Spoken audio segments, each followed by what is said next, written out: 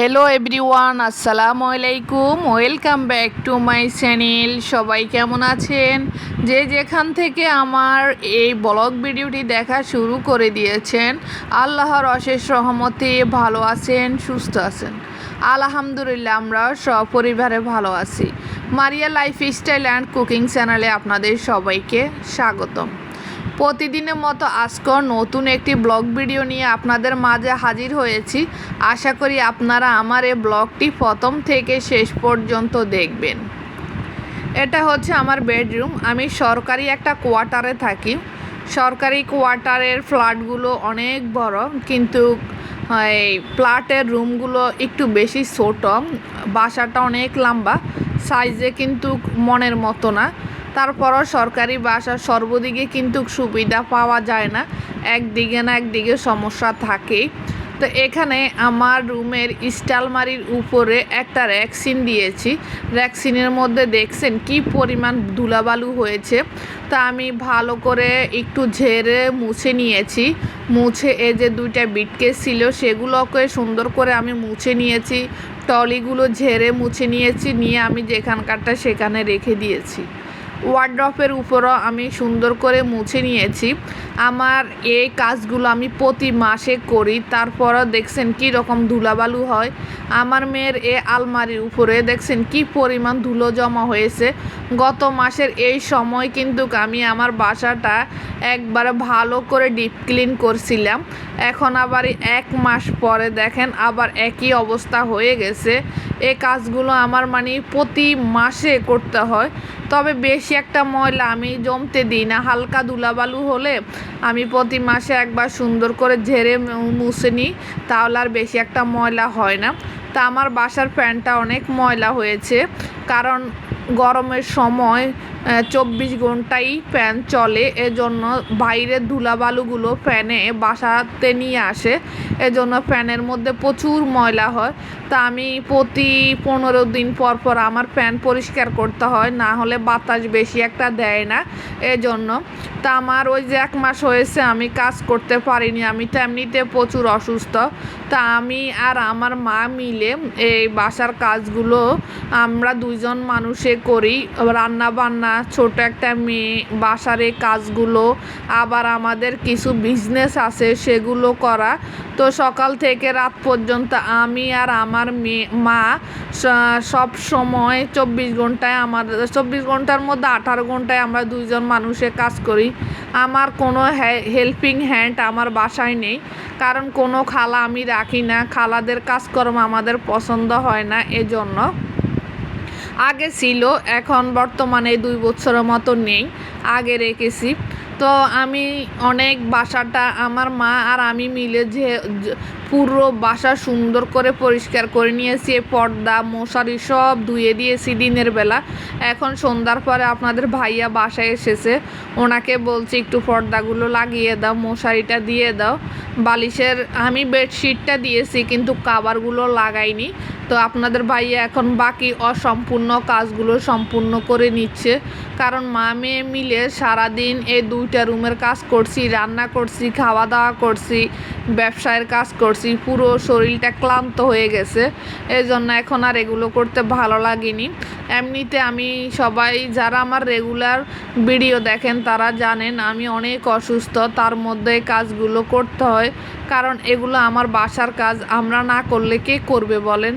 তো এখানে এই যে পরের দিন সকালবেলা আমি নাস্তার জন্য আপনাদের ভাইয়া একটু চা বানিয়েছে, আর নিশ্চয় দোকান থেকে এগুলো নিয়ে এসেছে। এই হালকা পাতলা নাস্তা খেয়ে আবার মা মেয়ে কাজে নেমে যাব। তো আমি আমার রুমটা পুরো আপনাদের সাথে দেখাতে পারিনি। দেখেন আমার সরকারি কোয়ার্টারে একটা বেডরুমের কতটুকু জায়গা, কি ফার্নিচার রাখলাম দেখেন। একটা স্টাইলমারি, একটা ওয়ার্ড্রপ, বড় একটা খাট, এই আমার মেয়ের একটা আলমারি, এইটুকুই, আর কিছু রাখতে পারি না কারণ জায়গা নেই। ছোট একটা রুম, তারপরও সরকারি কোয়ার্টারে থাকি, এটাই অনেক বড় কিছু। আমার বাসায় মেন রোডের পাশের কারণে অনেক আলো আসে বাইরের থেকে, এজন্য বাসায় যতই লাইট দিই না কেন কিন্তু বাইরের আলোর কারণে লাইটের আলোটা বেশি ফুটে না, এজন্য বেশি ভিডিও করার সময় অনেকটা অন্ধকার আসে, কারণ বাইরের আলোর কারণে আমার বাসাটা এমন। আর আমি পর্দাটা এখনও পর্দাটা এখনও টানিনি, কারণ পর্দা যদি এখন আমি খুলে দিই তাহলে আমার বাসা আবার প্রচুর ধুলাবালু হয়ে যাবে, এজন্য আমি বেশিরভাগ সময় জানালা খোলা রাখলেও পর্দাটা এইভাবে রাখার চেষ্টা করি।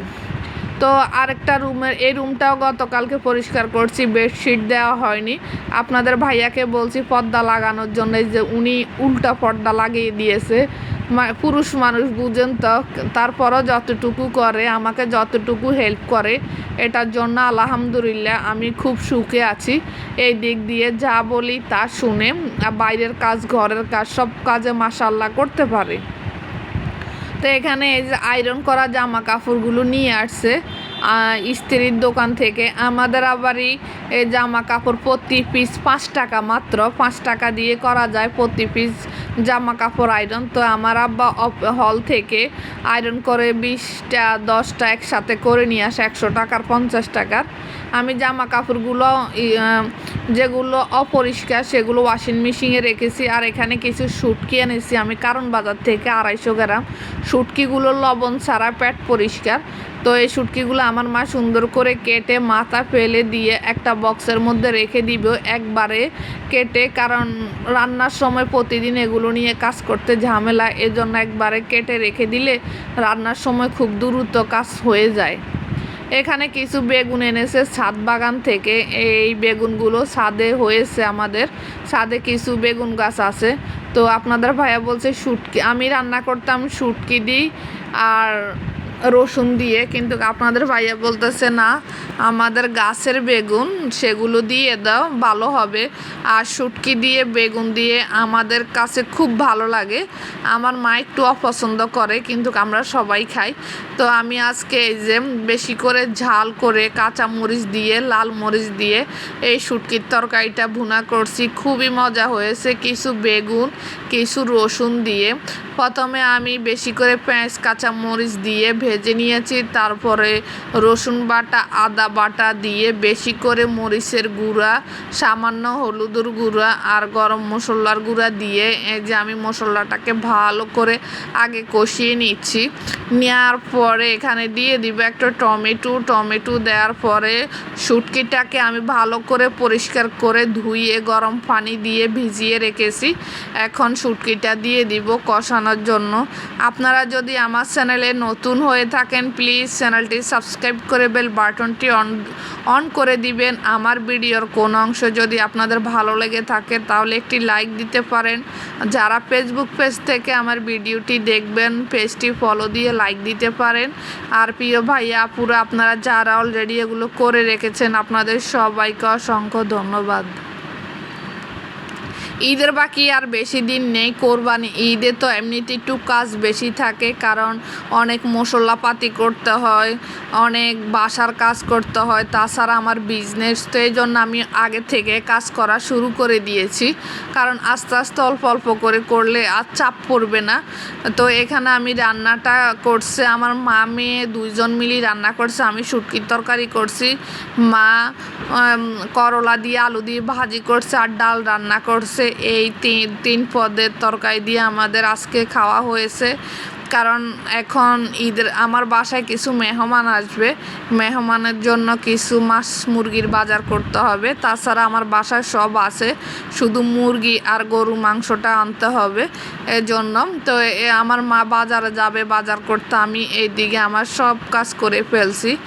এই যে আমার শুটকির তরকারিটা হয়ে যাওয়ার পরে আমি বেশি করে ধনেপাতা দিয়ে দিলাম, তার আগে বাগারটাও দিয়ে দিয়েছি। এইটুকু তরকারি দিয়ে আমাদের দুপুর আর রাত্রে হয়ে যাবে, কারণ আমাদের বাসায় বেশি তরকারি খেতে পারে না, ভাতে খায় কম, তরকারি বেশি খাবে কীভাবে। তো এখানে এই যে শুটকি দিয়ে বেগুন দিয়ে রসুন দিয়ে রান্না করলাম, পাতলা ডাল আর করলা ভাজি, আলু দিয়ে করলা ভাজি। আলহামদুলিল্লাহ খুব মজা হয়েছে আজকের এই খাবারটা। তো আমার ভিডিওটি কেমন লেগেছে প্রিয় ভাইয়া আপুরা অবশ্যই কমেন্টস করবেন। আজকে পর্যন্ত আল্লাহ হাফেজ, আসসালামু আলাইকুম।